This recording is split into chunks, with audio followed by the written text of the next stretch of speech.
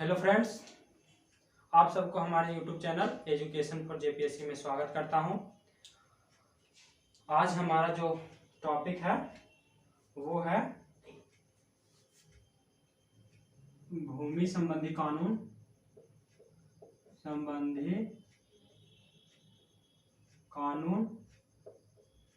जो हमारा जेपीएससी में जो है उससे 5 प्रश्न पूछे जाते हैं। सॉरी, 5 नहीं,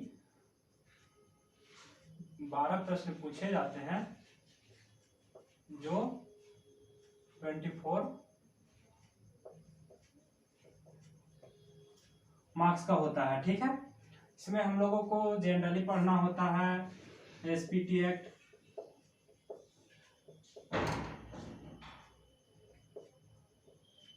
(1949), सीएनटी एक्ट 1908। इसके अलावा जो है उसमें जो हमारा सिलेबस है उसमें लिखा गया है कि सीएनटी एक्ट से जो है वो 5 क्वेश्चन पूछे जाएंगे, एसपीटी एक्ट से जो है वो 5 क्वेश्चन पूछे जाएंगे, और उसमें दिया गया है अन्य एक्ट जो भूमि संबंधी है उससे 2 प्रश्न पूछे जाएंगे, यानी कि अदर एक्ट फॉर लैंड। ठीक है, भूमि के संबंधित जो है उससे 2 प्रश्न पूछे जाएंगे। बाकी जो अन्य एक्ट जो है इसके अंतर्गत भी मैं वीडियो बना दूंगा। उसमें हम लोगों को पढ़ना होगा जनरली भूधृति, छोटा नागपुर भूधृति अधिनियम है, बंगाल काश्तकारी अधिनियम है, और 1-2 और है जिसको अच्छी तरह से पढ़ लेने से हमारा पूरा 12 प्रश्न जो है वो क्लियर हो जाएगा। तो सीएनटी एक्ट और एसपीटी एक्ट जो है वो आज इसमें जो है एसपीटी एक्ट के लिए मैं ऑलरेडी वीडियो बना चुका हूं, आप आराम से उसे देख सकते हैं। और हमें नहीं लगता कि मैं जितना वीडियो बनाया उससे अधिक से पूछा जाएगा। हाँ, ये चीज हो सकता है कि संशोधन से पूछा जाता है क्वेश्चन,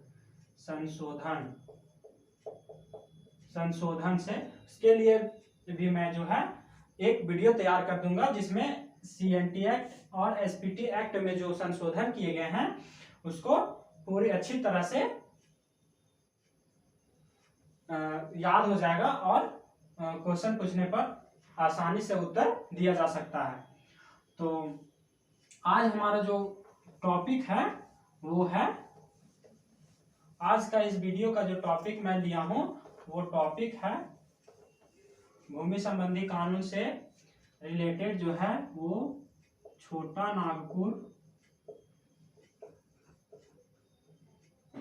काश्तकारी अधिनियम 1908, ये है हमारा आज का टॉपिक।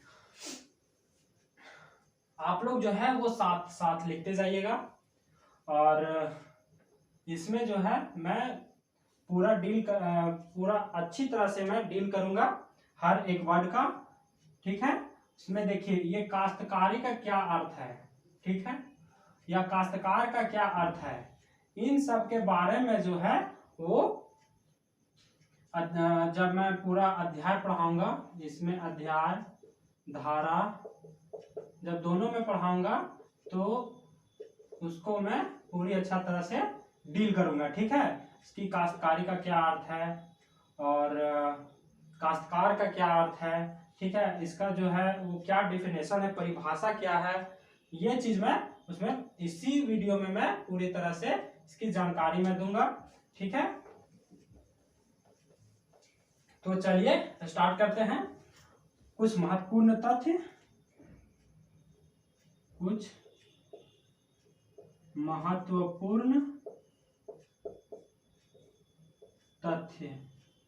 देखिए कुछ महत्वपूर्ण जो है वो क्या है, ये बहुत वीवीआई है, जो तथ्य मैं बताने जा रहा हूं वो बहुत ही वीवीआई है। ठीक है, इसके अंतर्गत जो है वो हम लोग तथ्यों के अंतर्गत जो है सबसे पहला जो है वो है कि छोटा नागपुर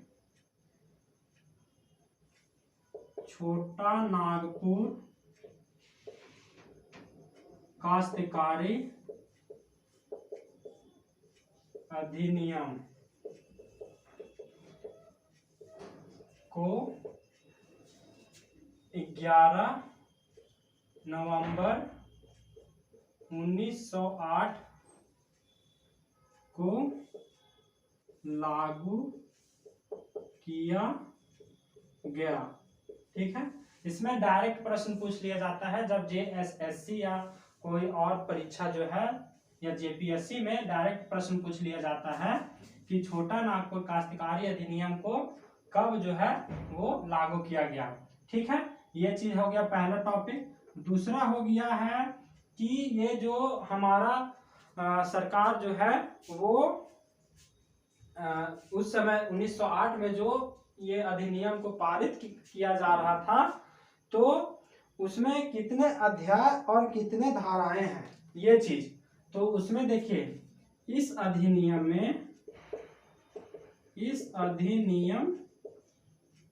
में कुल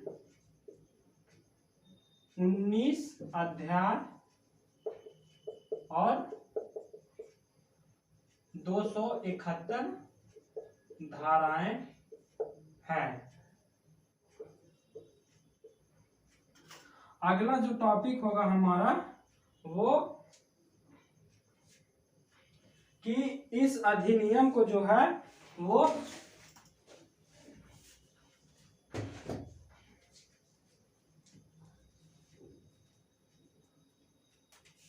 ये कोई भी अधिनियम जब पारित किया जाता है तो उसे भी किसी अधिनियम के तहत ही पारित किया जाता है। तो ये इस अधिनियम को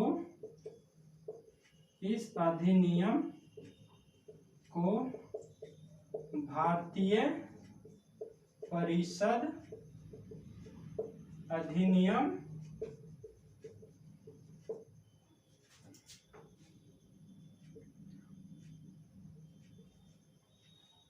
1892 के धारा 5 के तहत इसकी मंजूरी मिली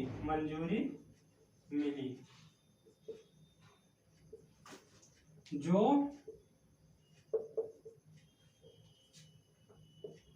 बंगाल काश्तकारी अधिनियम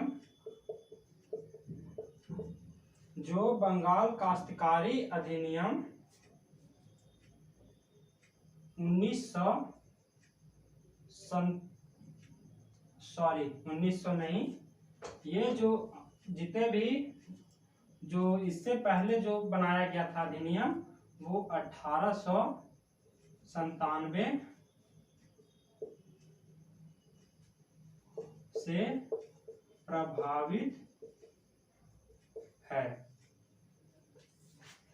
अब अगला जो टॉपिक होगा हमारा वो इसे आप लिख लीजिए, बहुत ही VVI है।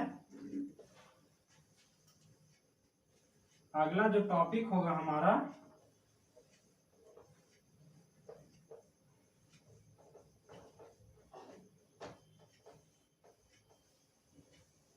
से रिलेटेड अगला जो है कि जब भी किसी अधिनियम को जो है बनाया जाता है तो सबसे पहले उसका ब्लूप्रिंट बनाया जाता है, यानी कि खाका तैयार किया जाता है। तो इसमें इस अधिनियम का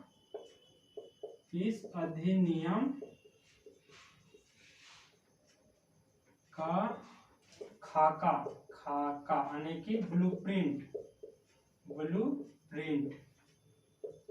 किसने तैयार किया? तो इसका जो खाका जो है जॉन एच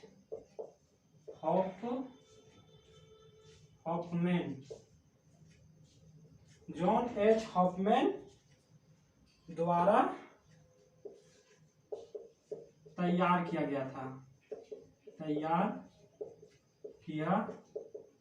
गया था, जिसका उद्देश्य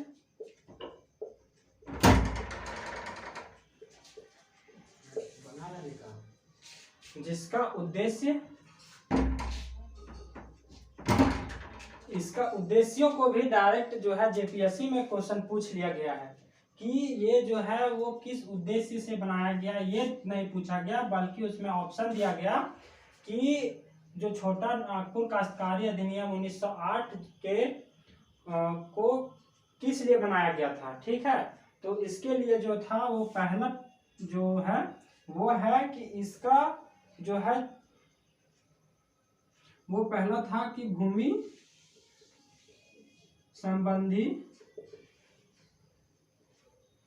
संबंधी विवादों का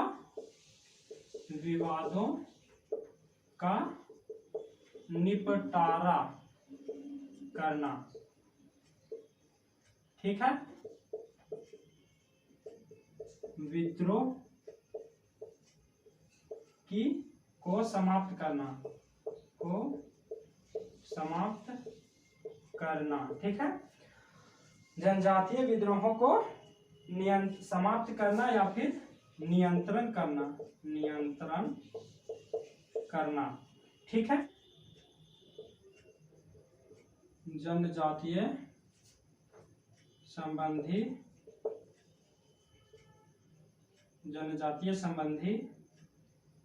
अधिकारों, भूमि संबंधी अधिकारों, सॉरी इसका लिखना होगा जनजातीय भूमि संबंधी अधिकारों का, जनजातीय भूमि संबंधी अधिकारों की रक्षा। और चौथा जो था वो जनजातियों को मालिकाना हक दिलाना।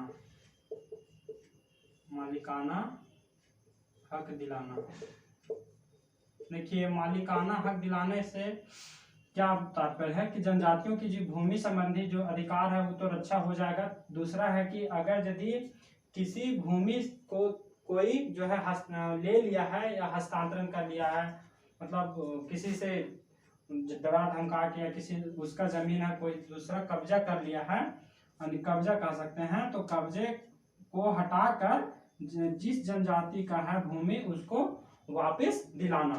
ये जो है वो इस संथाल पर ये छोटा नागपुर काश्तकारी अधिनियम 1908 के तहत जो है इन सभी उद्देश्यों से बनाया गया था। ठीक है, अब अगला हम लोग जो इससे प्रश्न जो पूछा जाता है वो डायरेक्टली जो है वो प्रश्न पूछ लिया जाता है कि इसमें कितने धाराएं हैं, इसमें कितने अध्याय हैं, इसका उद्देश्य क्या है, इसे किसने जो है वो इसका खाका किसने तैयार किया, ये सब जो है वो डायरेक्ट प्रश्न पूछ लिया जाता है। तो ये सभी जो है वो कुछ महत्वपूर्ण तथ्य आप लोग सभी ध्यान में रखिएगा। ठीक है, अब अगला जो हमारा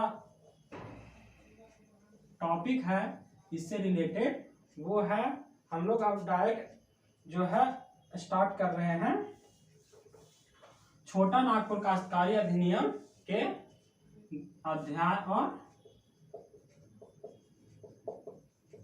धारा। देखिए, अध्याय 19 अध्याय है, अभी मैं बताया हूं, धारा 271 है। ठीक है, तो इसके लिए आप लोग घबराइएगा नहीं, धारा बहुत ही ज्यादा है, याद करने में थोड़ा मुश्किल हो सकता है। तो इसके लिए मैं जो महत्वपूर्ण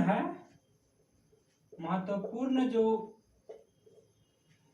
धारा है उसको मैं बता दूंगा, और प्रीवियस ईयर में जो क्वेश्चन पूछे गए हैं जिस धारा के तहत या रिलेटेड उसको मैं बता दूंगा। संशोधन के तहत जो भी क्वेश्चन पूछा जाता है, और तो और अगर यदि नया कोई संशोधन होता है एग्जाम से पहले करंट में, वो चीज पूछ लिया जाता है। तो आप लोग सभी वीडियो भी देखें और ध्यान में रखें कि कोई संशोधन तो नहीं किया गया है सीएनटी और एसपीटी एक्ट में। अगर यदि संशोधन किया जाता है तो एकदम 100% है कि वो प्रश्न जो है वो डायरेक्ट जो है वो एग्जाम में पूछ लिया जाता है, जेपीएससी एग्जाम में। ठीक है, और अब हम लोग बात करते हैं अध्याय 1 की। काफी लंबा होगा, थोड़ा पेशेंस रख के इसको पूरा स्टडी कीजिए, पढ़िए। ठीक है, अब स्टार्ट करते हैं अध्याय 1। अध्याय 1, अध्याय 1 में जो है वो प्रारंभिकी दिया गया है। प्रारंभिकी के तहत जो है, इसके तहत जो है वो धारा 1 में है कि संक्षिप्त नाम और प्रसार। संक्षिप्त नाम और प्रसार। संक्षिप्त नाम कहने का मतलब है कि इसका क्या नाम रहेगा, छोटा नागपुर काश्तकारी अधिनियम को क्या नाम रहेगा। तो संक्षिप्त नाम के अंतर्गत जो है वो है इसका नाम छोटा नागपुर काश्तकारी अधिनियम 1908 है। ठीक है, अब दूसरा जो है इसका प्रसार की बात करें तो जो 1908 जो बनाया गया है धारा अधिनियम 1900 छोटा नागपुर काश्तकारी अधिनियम, इसमें जो है वो दर्शाया गया है कि उत्तरी छोटा नागपुर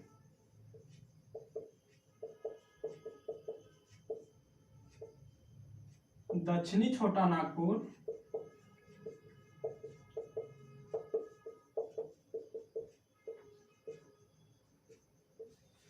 और पलामू प्रमंडल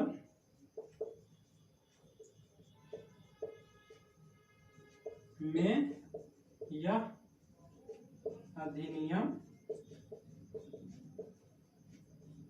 प्रभावी होगा। ठीक है, ये धारा 1 में कहा गया है।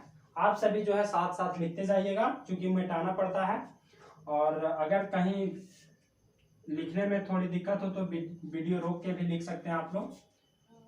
काफी लंबा वीडियो हो जाता है, इसके वजह से मैं समय नहीं दे पाता हूं। ठीक है, अब धारा 2 की बात करें हम लोग। धारा 2 में जो कहा गया है वो है नीरसन।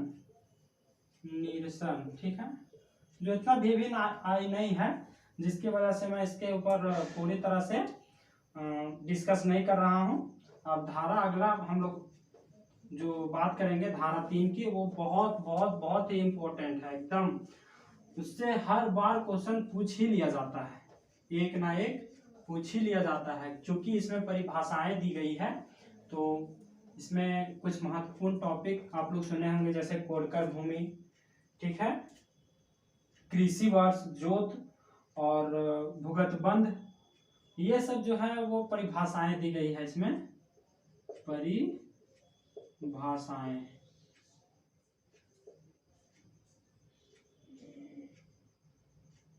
परिभाषाएं ये है धारा 3। धारा 3 के अंतर्गत जो है वो परिभाषाएं दी गई है, जिसमें से मैं कुछ वीवीआई जो है परिभाषा, उन सबको जो है वो मैं डिस्कस करूंगा इसके अंतर्गत। ठीक है, और इसमें जो परिभाषाएं हैं उसमें से पहला है कृषि वर्ष, दूसरा है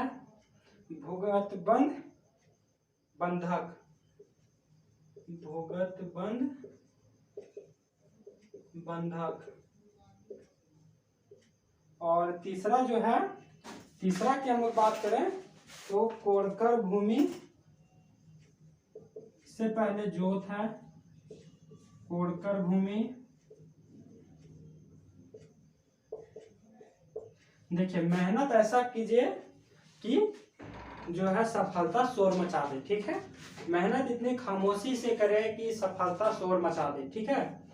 और अगला जो है वो लगान है। और तो और अगर यदि आप लोग पूरी मेहनत से करिएगा इसकी, तो हमें नहीं लगता कि बहुत ज़्यादा समय लग जाएगा। कोई भी मतलब झारखंड की तैयारी आप लोग आराम से कर सकते हैं। चल संपत्ति, चल संपत्ति, ठीक है। इसके अलावा जो है वो इसमें हम लोग बात करेंगे अस्थाई भूधृति, भूधृति, अस्थाई भूधृति, अस्थाई भूधृति, ग्राम प्रमुख, ग्राम प्रमुख, और हम लोग बात करेंगे डिक्री, डिक्री, और हम लोग बात करेंगे डिक्री के अलावा और हम लोग बात करेंगे पुनर्ग्राह्य भूधृति, पुनर्ग्राह्य भूधृति, ठीक है। अगला बात हम लोग करेंगे, देखिए ये सब जो डेफिनेशन है वो डेफिनेशन को आपको याद रखना होगा, ठीक है। बहुत जरूरी है, याद रखना होगा आप लोगों को ये सभी। और हमने इन सब को जो है इसका नोट्स अगर आप लोगों को चाहिए तो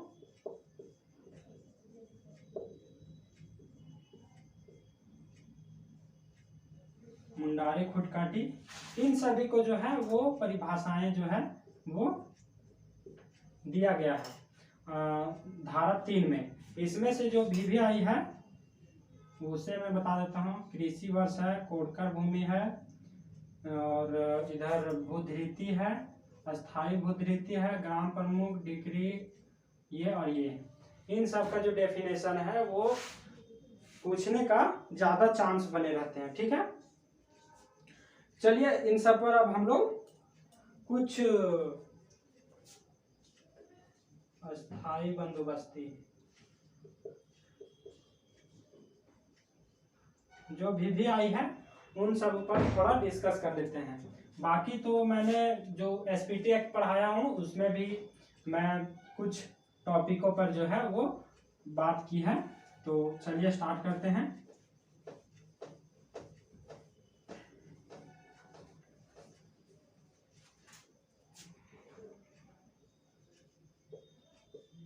कृषि वर्ष, देखिए कृषि वर्ष इसमें जो परिभाषा दी गई है उसमें कहा गया है कि स्थानीय जो है वो स्थानीय कृषि वर्ष से रिलेटेड जो है स्थानीय मतलब स्थानीय कृषि वर्ष को ही कृषि वर्ष की जो है वो मान्यता दी गई है, ठीक है। अस्थाई भूधृति का मतलब क्या हुआ कि भूमि धारक यानी भूधारक, भूधारक इसका मतलब हो गया भूधारक का हित, हित, ठीक है। अस्थाई मतलब वंशानुगत हित,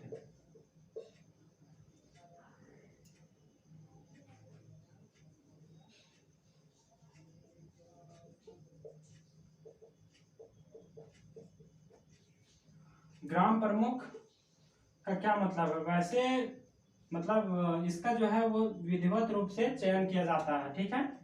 और डिक्री का मतलब क्या हुआ, ये डिक्री जो है उसका सीधा सीधी हम लोग जब हम लोग बात करेंगे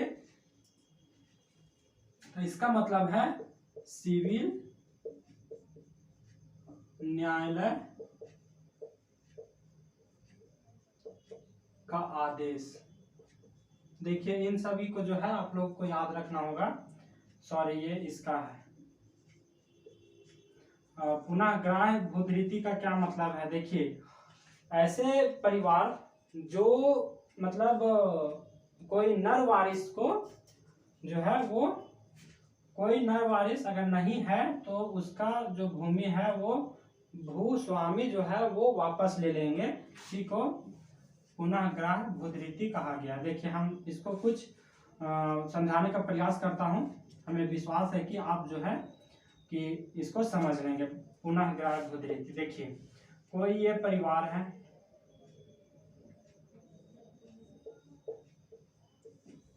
ठीक है, एक माता है, एक पिता है, 3 पुत्री है, ठीक है। इनके घर में पुत्र नहीं है, पुत्र नहीं है, ठीक है। और इनका जो है वो ये भूमि है, ठीक है, ठीक है। यह एक रैयत है जिसका भूमि ये है, ठीक है।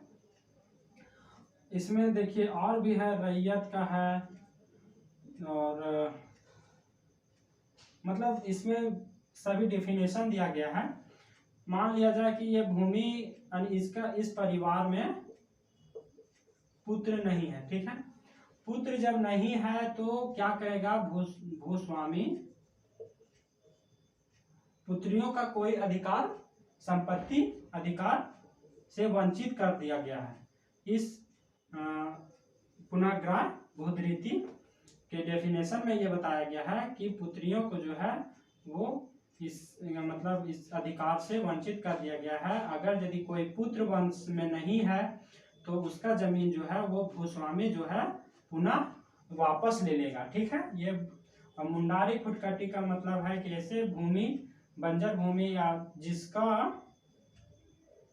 जो है वो अपने जोत में मतलब उसका जो है उपयोग करने के लिए जोत में जंगली भूमि को जोत में लाया गया, ये मुंडारी खुटकटी है। अस्थाई बंदोबस्ती का मतलब हुआ कि अस्थाई बंदोबस्ती कब लागू किया गया था? 1793 में, जब लॉर्ड कॉर्नवालिस आए थे उस समय। और मालगुजारी कब किया गया था? मालगुजारी, ये मालगुजारी जो है वो अकबर के समय में किया गया था, ठीक है। ये दोनों भी याद रखिएगा, क्वेश्चन पूछ सकता है। अगला है, इसमें और भी 2-3 है, उसको मैं बता देता हूँ। काश्तकार है, और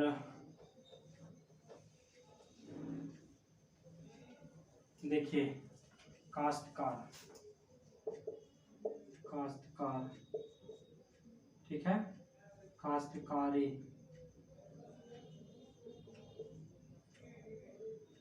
और कोड़कर भूमि, कोड़कर या कोरकर, ये सभी जो है ये इम्पोर्टेंट है। देखिए काश्तकार का क्या मतलब है कि, या फिर इसके अलावा और भी मैं 1-2 बता देता हूं।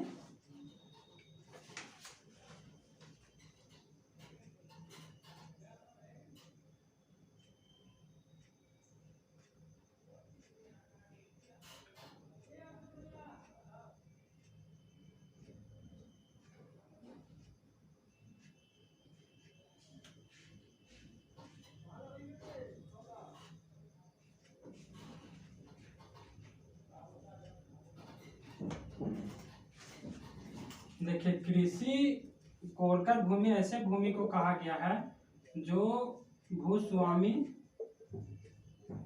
के अतिरिक्त जो है वो अतिरिक्त व्यक्ति, भूमि के अतिरिक्त मतलब भूमि भूस्वामी को छोड़कर, ठीक है, जो व्यक्ति जो है वो जंगली भूमि को जो है उपयोग लायक बनाता है, उपयोग लायक बनाता है और उसका उपयोग करता है, तो ऐसे भूमि को कोरकर भूमि कहा जाता है, ठीक है। मतलब कि भूस्वामी उसका जो है वो आबाद नहीं करेगा, ठीक है। जिसको कहा जाता था जल शासन, देखिए ये जो मैं बताने जा रहा हूँ वो थोड़ा VVI है कि कोरकर भूमि को क्या क्या कहा जाता है। इसमें जो है कोरकर भूमि को वो जल शासन, अरियत या बाभला खनपत के नाम से जाना जाता है। देखिए इसको जो है वो किन किन नामों से जाना जाता है? बाभला या खनपत, ठीक है, दूसरा है जल शासन। ये दोनों नामों से जो है कोरकर भूमि को जाना जाता है। ठीक है, अब अगला हम लोग बात करेंगे अध्याय 2 की। एक और है भूधारक। भूधारक वैसे व्यक्ति जो भूमि का धारण करता है उसका लगान चुकाता है। ठीक है, तो भूधारक बोलेंगे। काश्तकार किसको बोलेंगे? काश्तकार वैसे व्यक्तियों को कहते हैं जो दूसरे की भूमि को जो है किसी अन्य व्यक्ति के कार्ययुक्त भूमि को जो है वो लेता है, उसका लगान चुकाता है। काश्तकारी का मतलब होता है काश्तकार का हित, काश्तकार का हित। ठीक है, अगला जो है वो है अध्याय 2। अध्याय 2 में हम लोग बात करेंगे कि जो भूधारक है वो देखिए काश्तकार में जो है, इसमें काश्तकार के अंतर्गत जो है वो रैयत, भूधारक और मुंडारी खुटकट्टी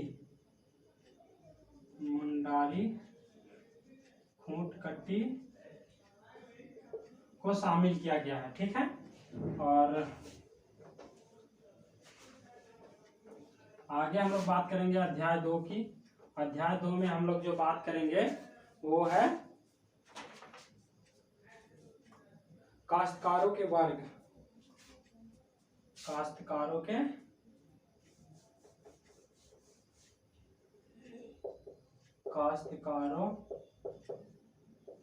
के वर्ग। देखिए काश्तकारों को मुख्यतः जो है वो अधिभोगी रैयत, दूसरा है अनाधिभोगी रैयत,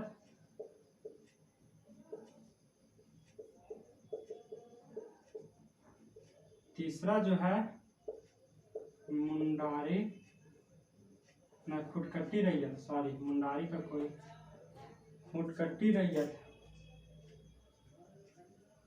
खुटकट्टी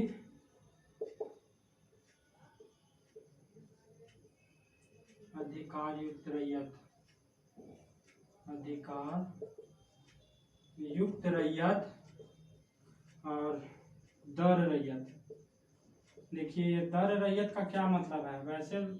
वैसे रैयत जो किसी दूसरे रैयत का भूमि का उपयोग करते हैं वो है धारा 7 में जो कहा गया है वो खुटकट्टी अधिकार युक्त रैयत का अर्थ, खुटकट्टी अधिकार युक्त रैयत का अर्थ। और जो अगला धारा है 8, मुंडारी खुटकट्टी दार रैयत का अर्थ। ठीक है, इन सब का जो है इसमें अर्थ दिया गया है वो धारा 8 तक। अगला वीडियो जो मैं बताऊंगा अध्याय ये 2 था, सॉरी अध्याय। तो आई होप कि आप लोगों को ये वीडियो अच्छी लगी हो। अगर वीडियो अच्छी लगी हो तो चैनल को लाइक, सब्सक्राइब और शेयर करें। और एक चीज और मैं बता देना चाहता हूं कि अगर यदि इन सब का नोट्स चाहिए, आपको इन सब का नोट्स चाहिए तो टेलीग्राम यूज किया हूं। आप लोग टेलीग्राम जो मेरा चैनल बनाया हूं उसमें उसका यूज कर सकते हैं। इसमें आप लोगों को लिखना है एजुकेशन फॉर JPSC। इसमें जो है उसमें हमारा सारा जो है वो इसका PDF मिल जाएगा आप लोगों को, इसका नोट्स मिल जाएगा, जिससे आप लोगों को जो है वो पढ़ने में आसानी होगी। चलिए आज इतना ही, अब अगला वीडियो में मैं मिलूंगा। Thank you.